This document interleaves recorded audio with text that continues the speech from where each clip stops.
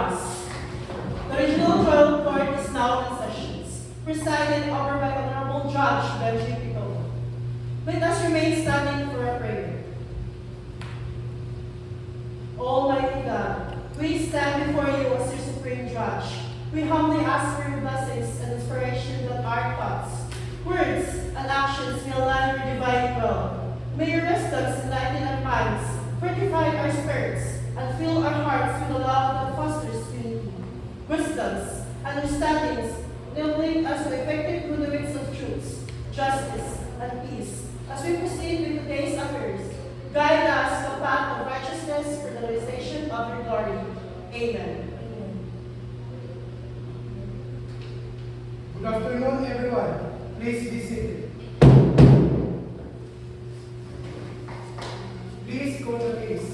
Your Honor, today, the criminal case number 67321, People of the Philippines versus Remark Limited, for robbery with homicide under Article 294 of the Revised Penal Code. Appearance for the record. Good afternoon, Your Honor. Appearing for the prosecution. Good afternoon, Your Honor. Appearing for the accused, Remark Lumingkit, who is present before this honorable court. Proceed with the arraignment. Mr. Remark, what language do you understand? Tagalog po, Your Honor. People of the Philippines versus Remark Lumingkit, criminal case 67321. Remark Lumingkit commits a violation of crime, robbery with homicide, Article 294 of the Revised Penal Code. Noong ika-4 na Abril, alas 6 ng hapong taong kasalukuyan sa Mandawi Cebu City sa grocery store, ikaw, Remark Lumingkit, ay nakasuhan sa salang pilit na pagpasok sa nasabing grocery store at nagdakaw ng iba't ibang panghaling bagay gaya ng pera at iba pang aparato o gadget at pinagtayan ng biktima ng si Mary Chris. Naiintindihan mo ba ang ako sa iyo? Opo, Your Honor. Anong sagot mo sa paratang? Not guilty po, Your Honor. Your Honor, the accused not guilty. Proceed with the trial. What evidence you're presenting, Attorney Asking?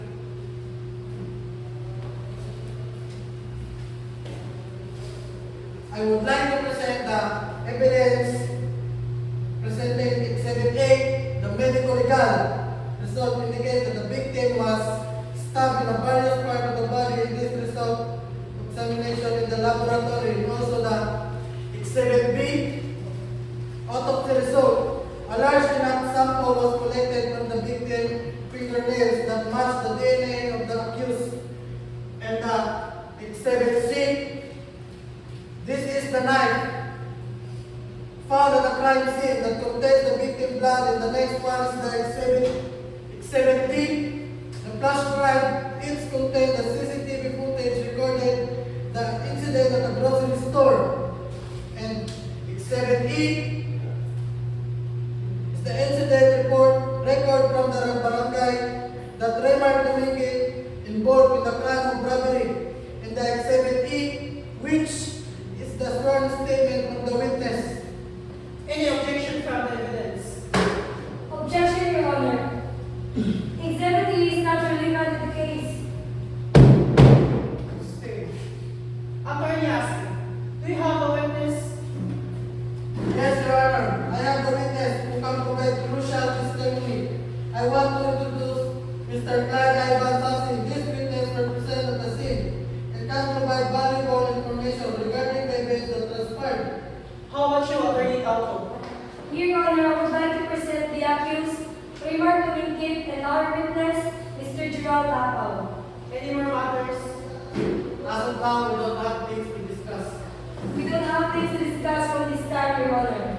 Now, we proceed on the trial of criminal case number 67321, People of the Philippines versus Remark Limited, with the crime of robbery with homicide. Any appearances? My appearance, Your Honor, I would like to present the witness, Mr. Clyde Ivan Sassi. Your Honor, my appearance as a counsel for the accused. Attorneys, proceed to your statement. Thank you, Your Honor. I am Attorney Roy Gabriel Aspe, representative of the people of the Philippines in this case. We prove that Remark Lumingkit was committed a crime of robbery with homicide. He was forced to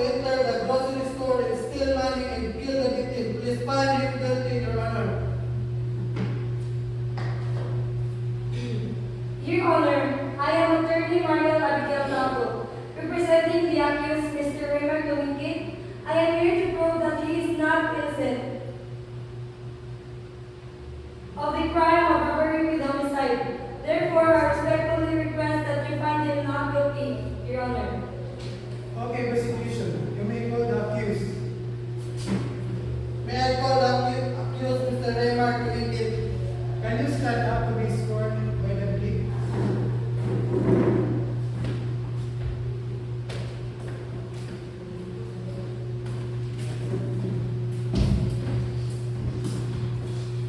Pakilala mo ang iyong sarili. Ako po si Raymond Domingkit, Your Honor. Itaas ang parang kamay. Sumusumpa ka ba na magsabi ka ng buong katotohanan at pawang katotohanan sa pagsasayat na ito? Opo, Your Honor. Accused, please take your seat. Your Honor, may I request the accused Mr. Raymond Domingkit to direct examination? You may proceed.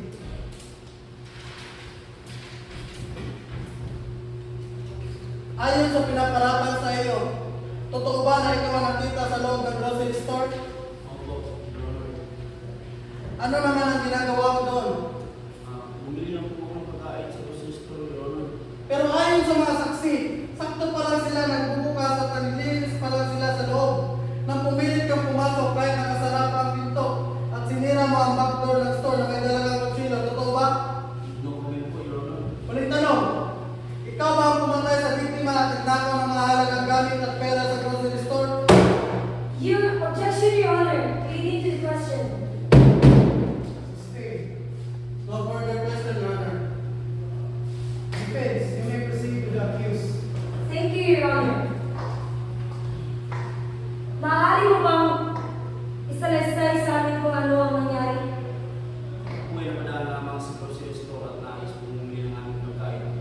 Ngunit ako po'y binastos ng isang staff ng grocery store.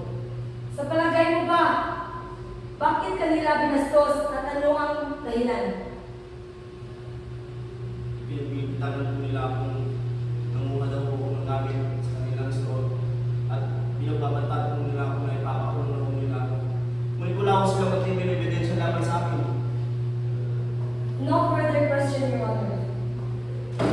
Accused, pwede ka na bumalik sa iyong upuan. Prosecution, you may call the first witness. Thank you, Your Honor. May I call Mr. Kyle Ivan Sasi? Sworn the witness.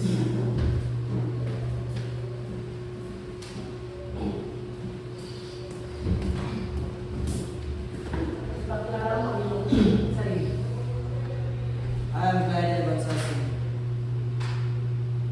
Itaas ang parang kamay. Sumusumpa ka ba na magsasabi ka ng buong katotohanan at pawang katotohanan sa pagsasayat na ito? Opo. Witness, you may take your seat. Your Honor, with your permission, I will now proceed to the direct examination of the witness. You may proceed.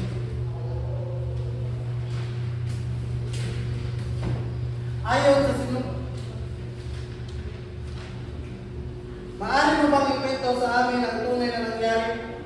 Kasalukuyan po namin nililinis ang grocery store at bigla lang po kami may nadinig na kalapag sa likuran. Akala namin may nahulog na gamit at biglang lumabas si Raymond Domingkit na may hawak na kutsilyo. Sa sobrang takot namin ay hindi na kayo nakapaglaban. Bigla siyang pumunta sa cashier at kinuha lahat ng pera sa box. At nilimas niya ito, ngunit nagkaroon ng pagkakataon lumaban sa Marquez, ang biktima. Kaso naunahan siya ni Raymond at pinagsangsak niya ito hanggang sa nawalan na ito ng buhay. At nang makita ninyo ang akusado, ano ang kanyang ginagawa? Nakita ko po siya may hawak na kutsilyo at tila nagmamadali. Natakot po kami kaya nagtago po kami. Sigurado ka bang ang taong yun ay si Raymond Domingkit? Opo, sigurado po ako. Maliwanag ang ilaw noon at malapit lang siya sa amin. Wala na akong ibang tanong, Your Honor. Defense, maaari na kayo mag-cross-examine. Your Honor, with your permission, I will now proceed to the direct examination of the witness. You may proceed. Magandang hapon, Mr. Sasi. Ilang taon ka nang nagtatrabaho sa grocery? 5 taon na po. Noong gabing iyon, sigurado ka bang malinaw ang iyong nakita? Kahit na kayo ay naglilinis at medyo madilim sa likod ng tindahan? Medyo maliwanag naman po, pero nagulat din po kami. Ibig mong sabihin, maaari ka bang nagkamali dahil sa takot at bulan? Objection, Your Honor. Speculative. Sustain before your question. Sa madaling salita, hindi mo masasabing na ang 100% na sigurado ka sa iyong nakita, tama ba? Hindi po ako ganun kasigurado dahil sa pangyayari. Wala pa ako tanongin, Your Honor. Witness, pwede ka na bumalik sa iyong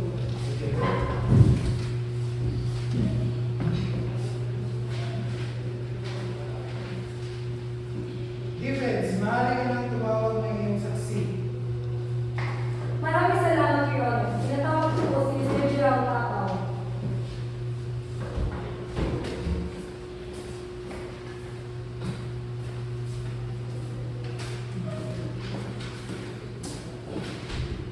Pakilala mo ang iyong sarili. Ako po, si Gerald ako. Itaas ang kanang kamay. Sumusumpa ka ba na magsasabi ka ng buong katotohanan at pawang katotohanan sa pagsasayat ito? Opo. Maaari ka nang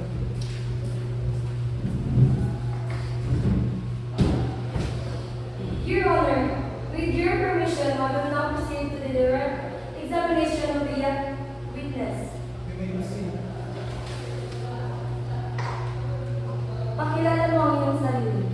Ako po si Gerald Apaw, kaibigan po ako ni Raymar Camille. Nasaan ka noong oras ng insidente? Kasama ko po si Raymar Camille doon. Kumakain mo kami sa malapit na lugar. Sigurado ka bang kasama mo siya sa oras na iyon? Opo, attorney. Hindi po siya umalis sa tabi ko. Ibig mong sabihin, posible na siya ang gumawa ng krimen. Opo, hindi po siya gumawa doon. Wala na po akong tanong nila. Your Honor, with your permission, I will now proceed to the cross-examination of the witness. You may proceed. Mr. Apaw, kaibigan mo ang akusado, tama? Opo. Kaya mo siya pinagtatanggol dahil kaibigan mo siya. Hindi po, nagsasabi lang po ako ng ito. Eksaktong anong oras kayo magkasama? Bandang alas 6 po ng gabi. Sigurado ka? Dahil ang insidente ay nangyari din sa parang oras. Opo, sigurado po ako. Iniwan na ba ng akusado kahit sandali? May sandali po na umalis siya para pumili ng tubig.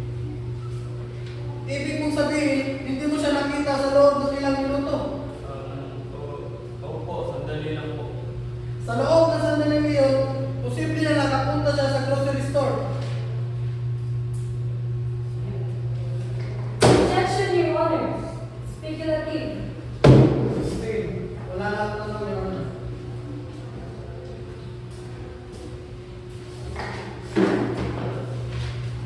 Your Honor, with your permission, I will now proceed to redirect defense of the witness. You may proceed. Mr. Apaw, gaano katagal na wala ang akusado?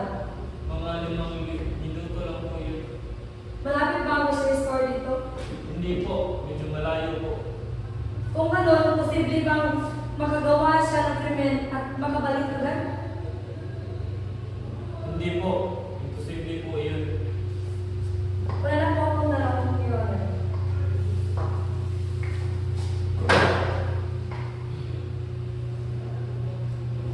Ginawa yung honor ako, kita lang po nila. Bigyan po ako yung honor. Your Honor! Sa akin. Your Honor! Pasensya na yung ebidensya. Ngunit hindi ko alam mapakita na kanyang tapatan bilang tao. Order the court. Witness, maaari ka mabalik sa iyong upo.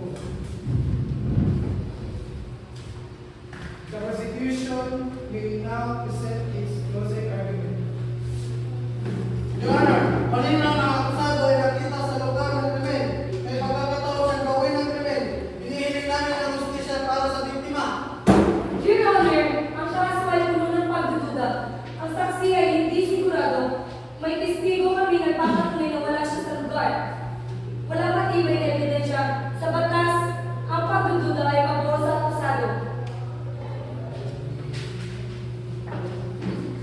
Your Honor, with your permission, I will now proceed to the redirect examination of the witness.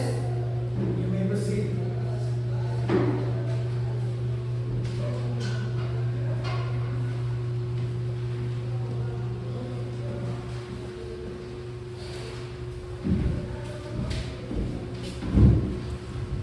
Mr. Sasi, kahit ikaw ay nagulat noong gabi iyon, may duda ka ba na si Raymart Dumingkit ang iyong nakita? Opo, sigurado po ako. At ang kutsilyong hawak niya, malinaw mo bang nakita? Opo, malinaw po. Wala lang ako na Your Honor. Your Honor, with your permission, I will now proceed to the direct examination of the witness, Your Honor. You may proceed. Your Honor, pahintulot po sa ilang tanong. You may proceed. Sinabi mo sa pagkakaalala mo, ibig sabihin, hindi ka pa rin ganang pasigurado. Medyo po. Dahil sa takot tulog. Salamat. Wala na akong tanong, Your Honor. Witness, pwede ka lang mabalik sa iyong lugar. Sige, Your Honor. Defense witness, pwede ka ba ako namin at bumalik sa harapan?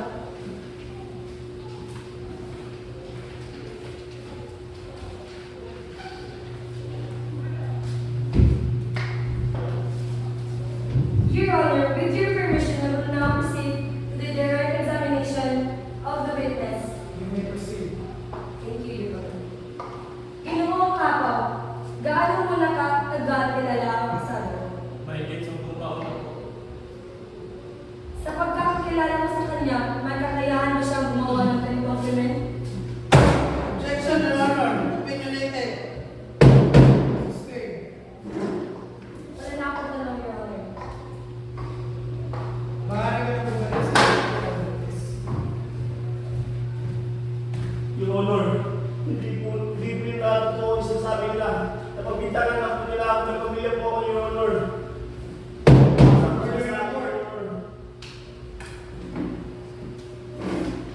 Your Honor, ang mga sagot ng saksi ay nanatiling malinaw. Ang akusado ay nakita sa lugar ng krimen. Ngunit, Your Honor, ang parehong saksi ay umamin din na siya ay hindi ganang pasigurado. Granted, let the case be taken submitted to the decision so ordered. Please read the decision. Pagtapos ng masuling pag-aaral at sa mga ebidensya na hinarap sa hukuman na ito, ikaw, Mr. Raymart Dumingkit, ay napatunayan ng kasala sa Artikulong 294 ng Revised Penal Code o robbery with homicide. Dahil dito, ikaw ay natulan ng hukuman ito ng habang buhay ng pagkabilang mo. Court is adjourned. All rise.